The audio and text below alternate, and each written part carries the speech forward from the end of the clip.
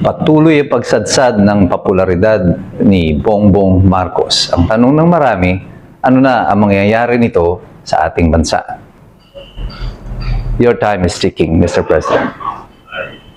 Tick-tock. Tick-tock.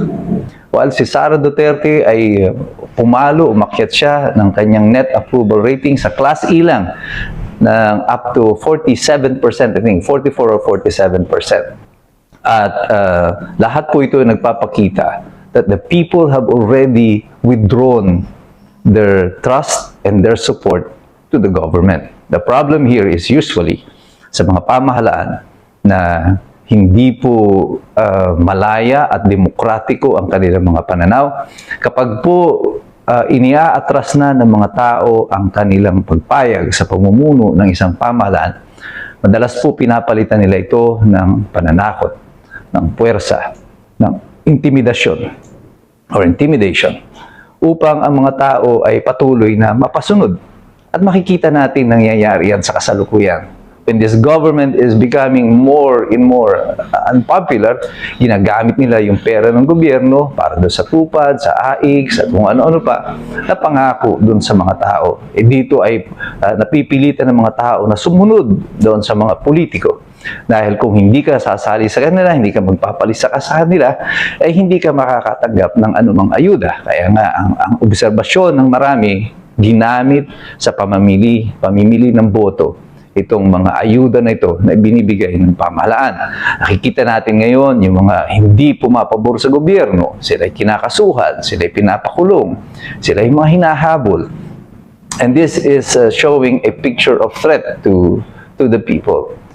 But these attempts of the government to hijack yung authority from the people through intimidation, through threats, ay hindi na po isang aspeto ng demokratiko at malayang bansa. Ito na po ay gawi ng mga diktadorya. At sa kasaysayan ng Pilipinas, alam naman natin na nangyayari sa mga diktador, kagaya nung nakaraang Pangulo, na tatay ni Bongbong Marcos. Siya ay naging diktador, pero binawi ng tao sa malinaw na paraan ang kanilang consent sa authority na ine-exercise niya over the people. And right now, the President knows, at yung administrasyon niya, yung Malacanang, alam nila kung ano ang consequences ng pagbawi ng consent ng mga tao sa authority na meron kayo.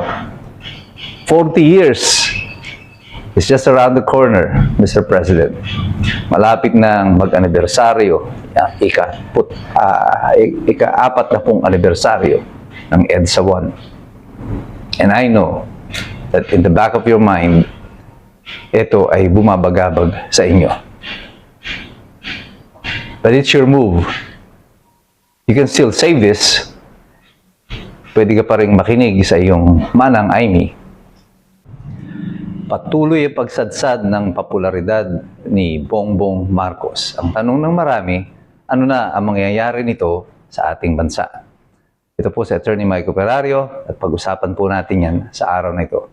Sa pinakahuling survey na inilabas ng Publicus Asia, Pahayag 2025, lumabas dito na ang approval rating ng Pangulo ay bumaba sa hanggang 24%. Pero ang disapproval niya ay umangat hanggang 51%, which means that his administration received a net disapproval rating, negative na approval rating na 27%, which is much higher than the survey na ginawa ng SWS. What is significant about this survey is that in the third quarter of 2025, ay 27% ang approval rating ng presidente. At itong last quarter, bumaba pa siya to 24%. Ang disapproval rating naman niya noong third quarter ng 2025 ay 47%. At biglang umangat pa ito sa 51%.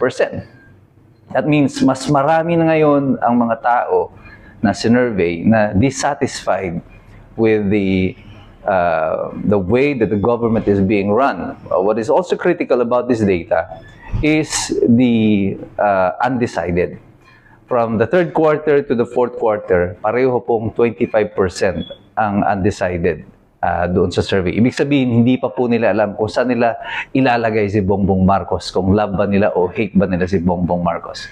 But historically, ang mga undecided voters po or undecided participants doon sa survey, normally the people, pag undecided yan, they will side eventually with the prevailing or the majority sentiment. Naghihintay lamang po ito ng isa pang pagtaas ng presyo, ng bigas, ng langis, o ng ano pa mang mga basic commodities or utilities, tubig, kuryente.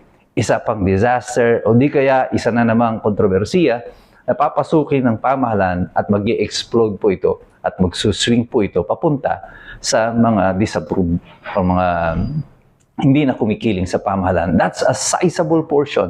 If 25% of the respondents will eventually side with the those that are already disapproved, na ayaw sa pamahalaan, that will bring it to around 76%.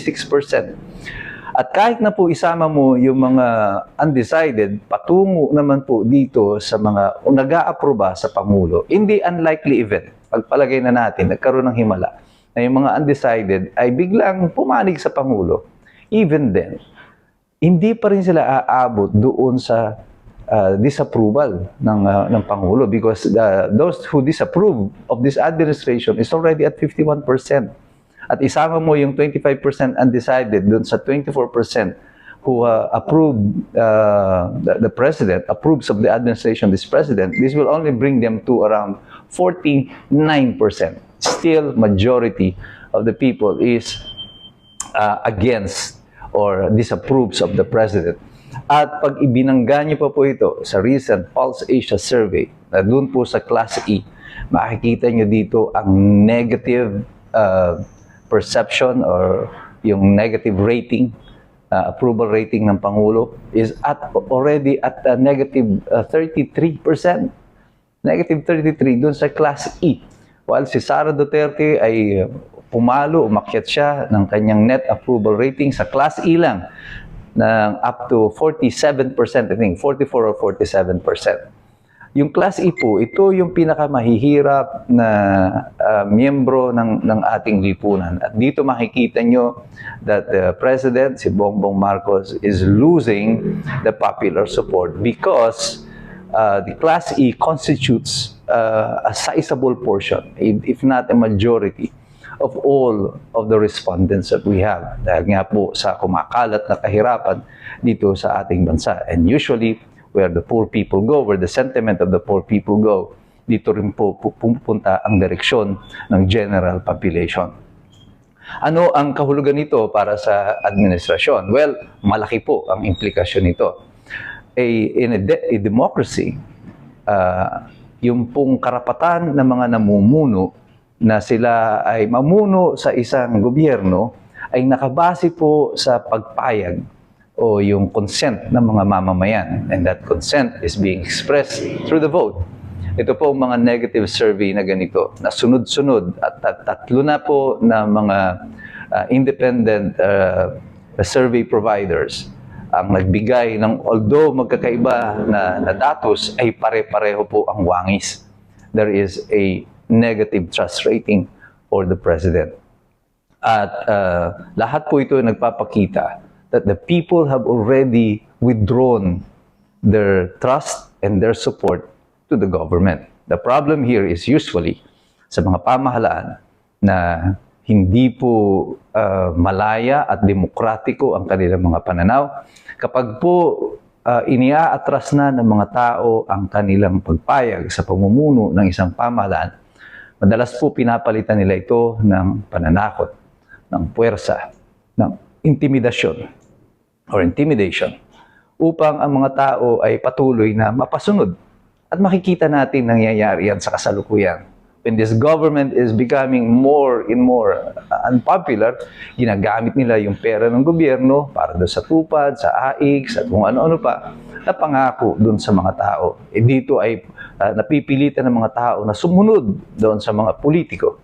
Dahil kung hindi ka sasali sa kanila, hindi ka magpapalisa ka sa kanila, ay hindi ka makakatanggap ng anumang ayuda. Kaya nga, ang obserbasyon ng marami, ginamit sa pamimili ng boto, itong mga ayuda na ito na binibigay ng pamahalaan. Nakikita natin ngayon yung mga hindi pumapabor sa gobyerno, sila'y kinakasuhan, sila'y pinapakulong, sila'y mga hinahabol. And this is showing a picture of threat to the people. But these attempts of the government to hijack yung authority from the people through intimidation, through threats, ay hindi na po isang aspeto ng demokratiko at malayang bansa. Ito na po ay gawi ng mga diktadorya. At sa kasaysayan ng Pilipinas, alam naman natin na nangyayari sa mga diktador, kagaya nung nakaraang Pangulo na tatay ni Bongbong Marcos. Siya ay naging diktador, pero binawi ng tao sa malinaw na paraan ang kanilang consent sa authority na ine-exercise niya over the people.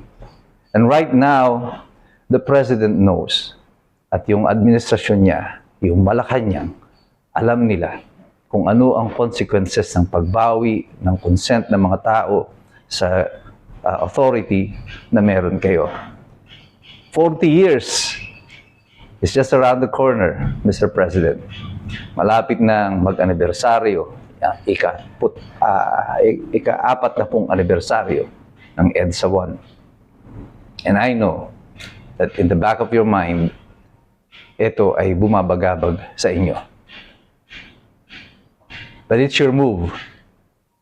You can still save this.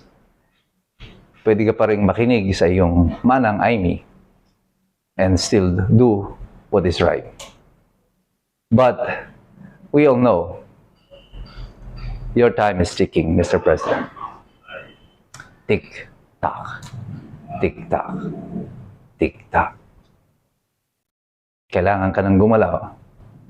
Otherwise, you will suffer the wrath of history once more. Tayong lahat, patuloy tayong makikipag-participate. Tuloy tayong makikilahok dito bilang magmamasid. Tayo makikialam, pero tayo mag-aaral. Sapagkat alam natin, mahirap makialam ng taong walang alam. God bless you. God bless us all. Mabuhay ang Republika ng Pilipinas.